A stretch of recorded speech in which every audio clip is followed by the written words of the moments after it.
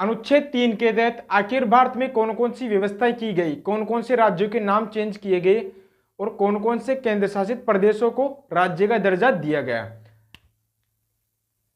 देखिए, राज्य का दर्जा, हिमाचल प्रदेश पहले केंद्र शासित प्रदेश था, तो 1970 में इसको राज्य का दर्जा दिया गया।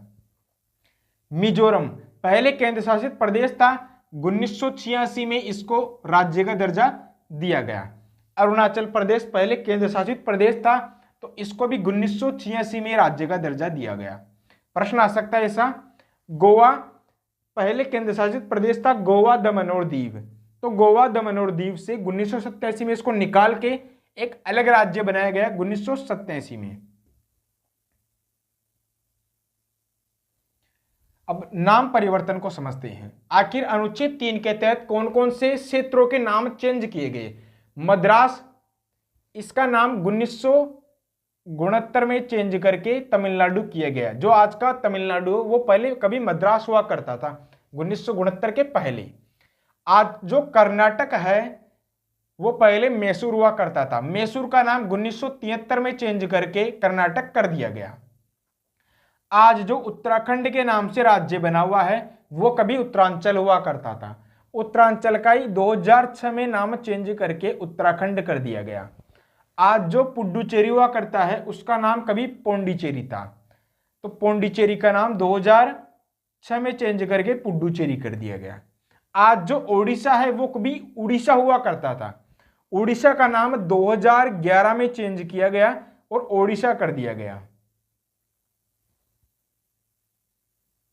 ठीक है, तो ये तो वो केंद्र शासित प्रदेश थे जिनको राज्य का दर्जा मिला है, और ये वे क्षेत्र थे राज्य जिनको नाम चेंज कर दिया गया। अब हम उन राज्यों के बारे में पढ़ते हैं जिनको अनुच्छेद 3 के तहत बांटा गया और उनसे नए नए राज्यों का निर्माण किया गया।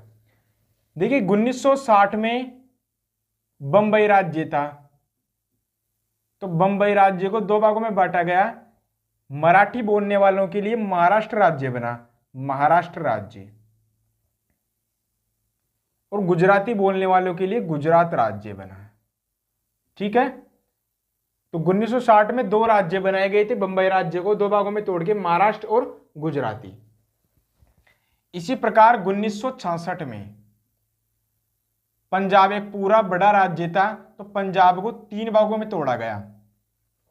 पहला हिस्सा पंजाबी बोलने वाले लोगों का जो पंजाब राज्य बना, यानी कि कुछ हिस्सा तो पंजाबी रहा और कुछ हिस्से जो हिंदी बोलते थे, हिंदी भाषी लोग थे, तो उनके लिए हरियाणा बनाया गया, हरियाणा राज्य। और जो बचा क्षेत्र था उसको चंडीगढ़ के नाम से केंद्र शासित प्रदेश रहने दिया, चंडीगढ़।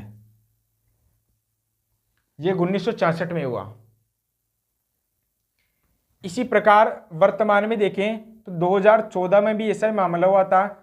आंध्र प्रदेश एक बड़ा राज्य था,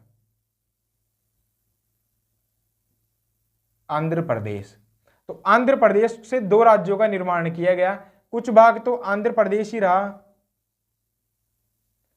और एक तेलंगाना बनाया गया। तो यह काम भी अनुच्छेद 3 के तहत किया गया। इसी प्रकार 2019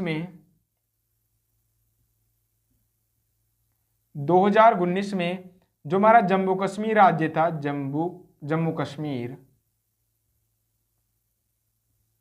जम्मू कश्मीर राज्य को दो भागों में बांटा गया। पहले राज्य था तो एक तो जम्मू कश्मीर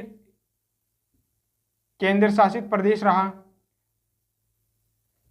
यानी कि राज्य को दो भागों में बांट के और दोनों ही भागों को केंद्र शासित प्रदेश बना दिया गया। तो एक तो केंद्र शासित प्रदेश जम्मू कश्मीर और एक लद्दाख।